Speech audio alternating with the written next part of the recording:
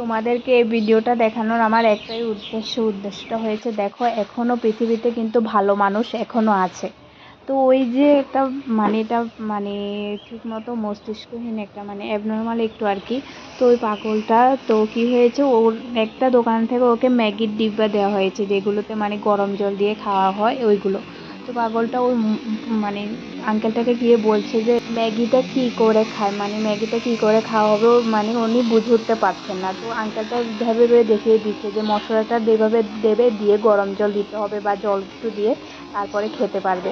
তো এইভাবে বুঝিয়ে দিতে, তো এটা দেখে আমার কাছে অনেক ভালো লেগেছে যে দেখে তো অনেক বড়লোক বা অনেক কিছু একদম ভদ্র মানুষ মনে হচ্ছে, তো ওনার মধ্যে যে এত ভালো একটা বিবেকবোধ আছে ওইটা দেখে আমার খুব ভালো লেগেছে। সেই জন্য আজকে ভিডিওটা তোমাদেরকে তুলে ধরা, আজও পৃথিবীতে দেখো ভালো মানুষ